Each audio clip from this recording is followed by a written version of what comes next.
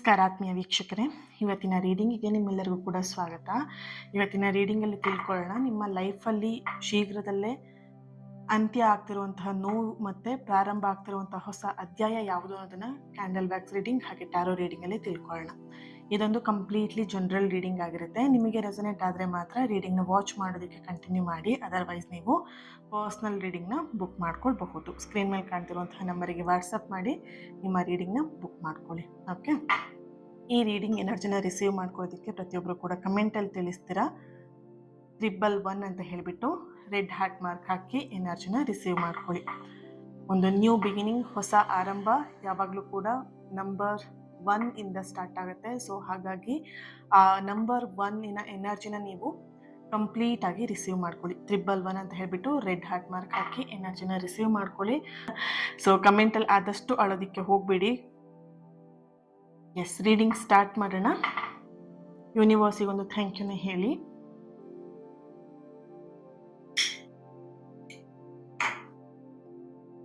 ನಿಮ್ಮ ಹೆಸರನ್ನ 3 ಸಲ ಹೇಳ್ಕೊಳ್ಳಿ ಕ್ಯಾಂಡಲ್ ಫ್ಲೇಮ್ ನೋಡ್ತಾ.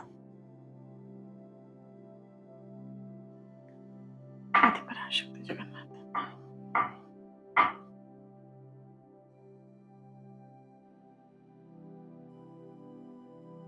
ಓಕೆ,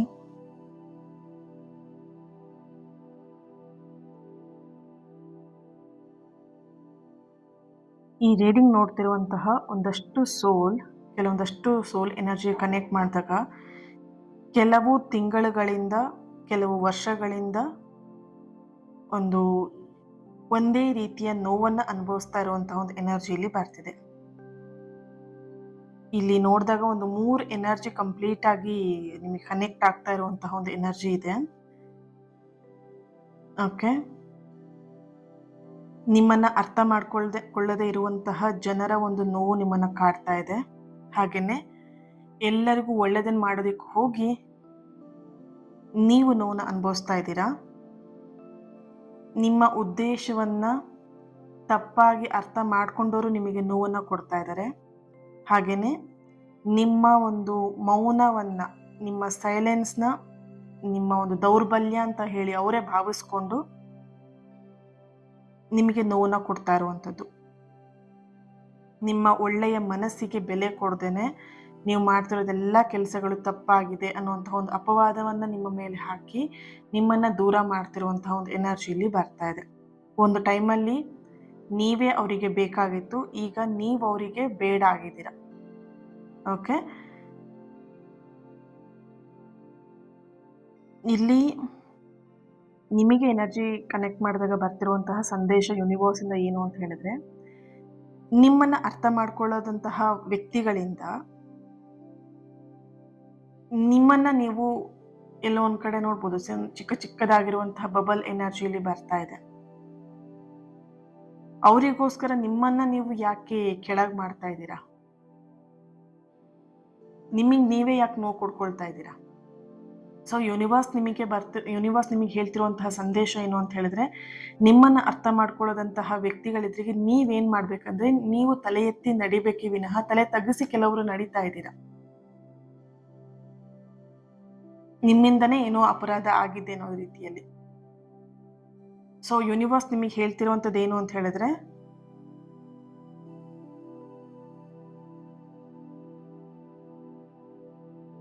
ನಿಮ್ಮನ್ನ ಅರ್ಥ ಮಾಡ್ಕೊಳ್ತಿದ್ದಂತಹ ವ್ಯಕ್ತಿ ಅವರಿಗೋಸ್ಕರ ನೀವಿಲ್ಲಿ ಕಣ್ಣೀರು ಹಾಕೋದ್ರಲ್ಲಿ ಯಾವುದೇ ರೀತಿಯಾದಂತಹ ಒಂದು ಜೀವನಕ್ಕೆ ಅರ್ಥ ಇಲ್ಲ ಅನ್ನುವಂತಹ ಒಂದು ಎನರ್ಜಿಯಲ್ಲಿ ಬರ್ತಾ ಇದೆ.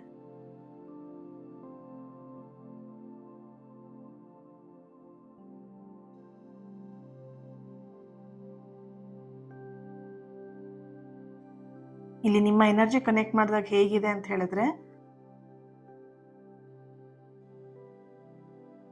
ಕೆಲವೊಂದು ನೋವುಗಳು ನೀವು ಶಿಕ್ಷೆ ಅಂತ ಹೇಳಿ ನಿಮಗೆ ನೀವೇ ಭಾವಿಸ್ತಾ ಇದ್ದೀರಾ. ನನಗಿದು ನನ್ನ ಲೈಫಲ್ಲಿ ಇರೋವಂಥ ದೊಡ್ಡ ಶಿಕ್ಷೆ ಆಗಿರ್ಬೋದು, ನನಗೆ ಇದೇ ದೊಡ್ಡ ಶಿಕ್ಷೆ ಅಂತ ಹೇಳ್ಬಿಟ್ಟು ನಿಮಗೆ ನೀವು ಅಂದ್ಕೊಳ್ತಾ ಇದ್ದೀರಾ. ಅದೊಂದು ಹೊಸ ಜೀವನಕ್ಕೆ ಹೋಗುವಂತಹ ಸೇತುವೆ ಆಗಿದೆ.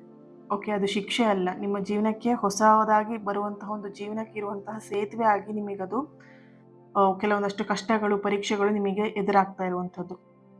ಆದರೆ ನೀವಿಲ್ಲಿ ಏನು ಮಾಡ್ತಿದ್ದೀರಾ ಅಂತ ಹೇಳಿದ್ರೆ, ಅದನ್ನ ಅರ್ಥ ಮಾಡ್ಕೊಳ್ದೇನೆ ನಿಮಗೆ ನೀವೇ ದೂಷಿಸ್ತಾ, ನಿಮಗೆ ನೀವು ನೋವು ಕೊಡ್ಕೊಳ್ತಾ, ನಿಮ್ಮ ಆರೋಗ್ಯ ಆಗಿರ್ಲಿ, ನಿಮ್ಮ ಹಣಕಾಸಿನ ಸ್ಥಿತಿನ ನಿಮಗೆ ನೀವೇ ಕಡಿಮೆ ಮಾಡ್ಕೊಳ್ತಾ ಇದ್ದೀರಾ.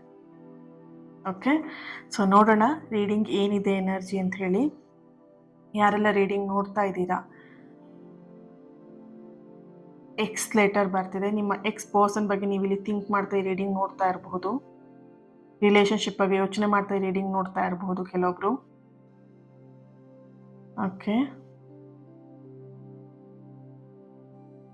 J letter, D letter, N letter, A letter, S, L, M, K, V, J, R, S letter, P letter, B letter, C letter. Date of birth 18/8/6, 19, 13, 16, 17, 3, 4, 21, 31, 30. ಇಬ್ಬರದ್ದು ಇಲ್ಲಿ ನಿಮ್ಮ ರಿಲೇಶನ್ಶಿಪ್ ಅಲ್ಲಿ ಏನಾದರೂ ರೀಡಿಂಗ್ ನೋಡ್ತಾ ಇದ್ದಾರೆ ಅಂತ ಹೇಳಿದ್ರೆ ನಿಮ್ಮ ಹಾಗೂ ನಿಮ್ಮ ಪರ್ಸನ್ ಡೇಟ್ ಆಫ್ ಬರ್ತ್ ಇಬ್ಬರದ್ದು ಒಂದೇ ಸೇಮ್ ಇದೆ ಅಂತೇಳಿ ಕಾಣಿಸ್ತಾ ಇದೆ. ನೀವು 5 ಅಲ್ಲಿ ಇದ್ರೆ ನಿಮ್ಮ ಪರ್ಸನ್ ಕೂಡ 5 ಅಲ್ಲಿ ಡೇಟ್ ಆಫ್ ಬರ್ತ್. ಈ ರೀತಿಯಾದಂಥ ಎನರ್ಜಿ ಜಸ್ಟ್ ಎಕ್ಸಾಂಪಲ್ ಹೇಳಿದ್ದು. ಓಕೆ, ಇಯರ್ ಕೂಡ ಎನರ್ಜಿ ಇಲ್ಲಿ ಬರ್ತಾ ಇದೆ. 1996, 1992, 1988, 2002. ಓಕೆ,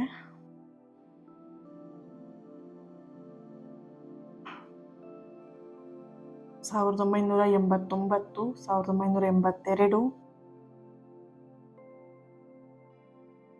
1999. ರಾಶಿಗಳು ಮಿಥುನ, ಕರ್ಕಾಟಕ, ಮೇಷ, ಮೀನ, ವೃಶ್ಚಿಕ, ಧನಸ್ಸು, ಕನ್ಯಾ, ಸಿಂಹ,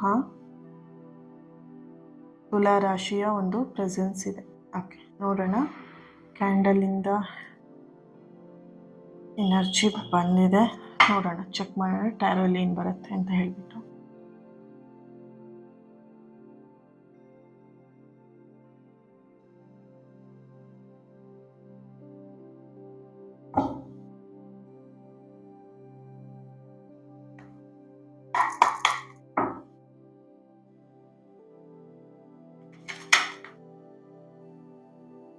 ಕ್ವೀನ್ ಆಫ್ ಪೆಂಟಿಕಲ್, ಯಾರೋ ಒಬ್ರು ಕರೆಗೋಸ್ಕರ, ಕಾಲ್ಗೋಸ್ಕರ, ಮೆಸೇಜಿಗೋಸ್ಕರ ವೆಯ್ಟ್ ಮಾಡ್ತಾ ಇರುವಂತಹ ಒಂದು ಎನರ್ಜಿ ಇದೆ ನಿಮ್ಮ ಎನರ್ಜಿಯಲ್ಲಿ. ಹಾಗೆ ಯಾವುದೋ ಒಂದು ಅವಕಾಶಕ್ಕೋಸ್ಕರ ವೆಯ್ಟ್ ಮಾಡ್ತಾ ಇರುವಂತಹ ಒಂದು ಎನರ್ಜಿ ಕೂಡ ಇದೆ ಇಲ್ಲಿ. 7 of pentacle, 3 of pentacle.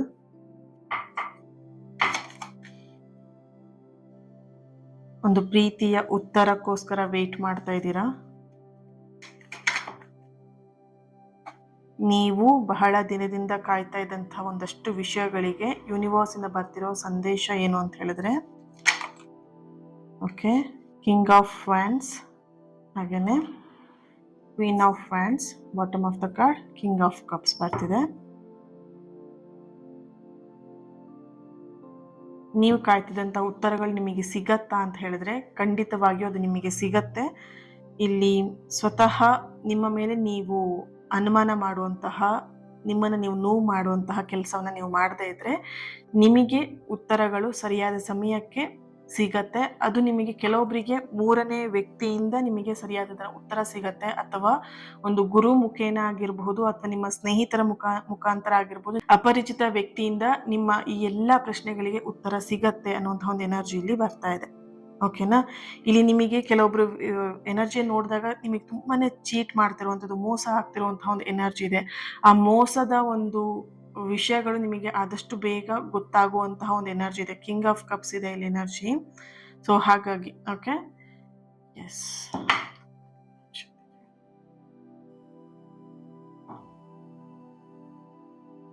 So ನಿಮ್ಮಲ್ಲಿದ್ದಂತಹ ಒಂದಷ್ಟು ಪ್ರಶ್ನೆಗಳು ಕಾಲಕ್ರಮೇಣ ಎಲ್ಲವೂ ಕೂಡ ಕಡಿಮೆ ಆಗ್ತಿರುವಂಥದ್ದು, ನಿಧಾನಕ್ಕೆ ಎಲ್ಲವೂ ಕೂಡ ಮಾಯ ಆಗ್ತಿರುವಂಥದ್ದು. ಯಾಕೆ ಅಂತ ಹೇಳಿದ್ರೆ ಕೆಲವೊಂದಷ್ಟು ನಿಮ್ಮ ಎನರ್ಜಿ ಕನೆಕ್ಟ್ ಮಾಡಿದಾಗ ನಿಮ್ಮಲ್ಲಿ ಆತ್ಮವಿಶ್ವಾಸ ಜಾಸ್ತಿ ಆಗ್ತಾ ಆಗ್ತಾ ಪ್ರಶ್ನೆಗಳಿಗೆ ನಿಮಗೆ ಅವಕಾಶ ಇರಲ್ಲ ನಿಮ್ಮಲ್ಲಿ. ಓಕೆ, ಸಿ ಇಲ್ಲಿ ಹೊಸ ಅಧ್ಯಾಯ ಕೇವಲ ಒಂದು ಹೊಸ ಘಟನೆ ಅಂತಾನೆ ನೀವು ಇಲ್ಲಿ ಅನ್ಕೊಳ್ಬೇಕಂತ ಇಲ್ಲ. ಒಂದು ಹೊಸ ವ್ಯಕ್ತಿತ್ವವನ್ನ ಆರಂಭ ಮಾಡೋದು ನಿಮ್ಮ ಜೊತೆಗೆ, ಅಂದ್ರೆ ನಿಮ್ಮ ಒಂದು ವಿಷಯದಲ್ಲಿ ನೀವು ಹೊಸ ವ್ಯಕ್ತಿತ್ವವನ್ನ ನೀವು ರೂಢಿ ಮಾಡ್ಕೊಳ್ತೀರಾ, ಅಥವಾ ನೀವೆಲ್ಲರ ಸಂತೋಷಕ್ಕೋಸ್ಕರ ಬದುಕ್ತಾ ಇದ್ದೀರಾ ಅಲ್ವಾ, ಎಲ್ಲರಿಗೂ ನೀವು ಖುಷಿ ಪಡಿಸೋಕ್ಕೋಸ್ಕರ ಬದುಕ್ತಾ ಇದ್ದೀರಾ ಅಲ್ವಾ, ಅದನ್ನ ನೀವು ಬದಲಾವಣೆ ಮಾಡ್ಕೊಳ್ತೀರಾ ಒಂದಷ್ಟು ಜನ. ಹಾಗೇನೆ ಇನ್ನು ಮುಂದೆ ನಿಮ್ಮ ಒಂದು ಆತ್ಮ ಏನಿದೆ, ನಿಮ್ಮ ಸೋಲ್ ಏನಿದೆ, ನಿಮ್ಮ ಸೋಲಿಗೆ ಒಂದು ಸಂತೋಷವನ್ನ ಕೊಡೋದಿಕ್ಕೆ, ಅದಕ್ಕೆ ಒಂದು ವ್ಯಾಲ್ಯೂ ಕೊಡೋದಿಕ್ಕೆ ನೀವಿಲ್ಲಿ ಕಲಿತಾ ಹೋಗ್ತೀರಾ. ಇದು ಒಂಥರ ನಿಮಗೆ ಹೊಸ ಆರಂಭನೆ ಆಗಿರುತ್ತೆ ನಿಮ್ಮ ಜೀವನಕ್ಕೆ.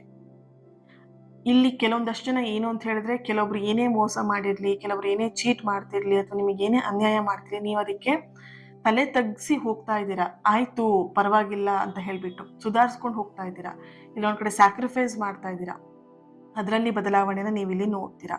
ಓಕೆ, ಒಂದಷ್ಟು ಜನ ಹೇಗೆ ಅಂತ ಹೇಳಿದ್ರೆ ನೋ ಅಂತ ಹೇಳೋದಕ್ಕೆ ಇಲ್ಲಿ ಕಷ್ಟಪಡ್ತೀರಾ ನಿಮ್ಮ ಲೈಫಲ್ಲಿ.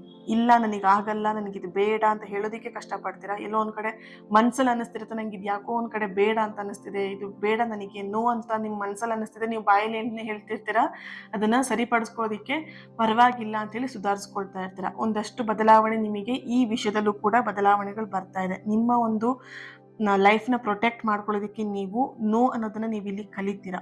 ಹೆದರದೇನೆ ಅದನ್ನ ನೋ ಅಂತ ಹೇಳೋದಕ್ಕೆ ಕಲಿತೀರಾ ಅನ್ನೋಂಥ ಒಂದು ಎನರ್ಜಿ ಇದೆ. ಯಾಕಂದ್ರೆ ಕೆಲವೊಬ್ಬರಿಗೆ ನೋ ಅಂತ ಹೇಳ್ಬಿಟ್ರೆ ಲೈಫ್ ಏನಾಗ್ಬಿಡತ್ತೋ ಅನ್ನೋಂಥ ಭಯ ಇಲ್ಲಿ ಜಾಸ್ತಿ ಇದೆ. ಕೆಲಸದ ವಿಷಯದಲ್ಲಾಗಿರ್ಬೋದು, ಹಣದ ವಿಷಯದಲ್ಲಾಗಿರ್ಬೋದು, ಪ್ರೀತಿ ವಿಷಯದಲ್ಲಾಗಿರ್ಬೋದು. ನೋ ಅಂತ ಹೇಳಿದ್ರೆ ನನ್ನ ಲೈಫ್ ಏನೋ ಒಂದ್ ಕಡೆ ಕಷ್ಟಕ್ಕೆ ಹೋಗ್ಬಿಡ್ಬೋದು ಅನ್ನೋಂಥ ಒಂದು ಮನಸ್ಥಿತಿ ನಿಮ್ಮಲ್ಲಿದೆ.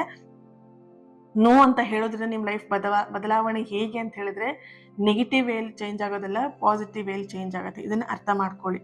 ಓಕೆನಾ, ಇಲ್ಲಿ ಎನರ್ಜಿ ನೋಡಬಹುದು. 3 ಆಫ್ ಪೆಂಟಿಕಲ್ ಎನರ್ಜಿ ಬರ್ತಿದೆ, ಹಾಗೇನೆ ಇಲ್ಲಿ 7 ಆಫ್ ಪೆಂಟಿಕಲ್ ಎನರ್ಜಿ, ಹಾಗೆ ಇಲ್ಲಿ ಕಿಂಗ್ ಆಫ್ ಕಪ್ಸ್ ಎನರ್ಜಿಯಲ್ಲಿ. ಓಕೆನಾ, ಓಕೆ, 3 ಆಫ್ ಸಾರ್ಟ್ಸ್ ಕೂಡ ಇದೆ.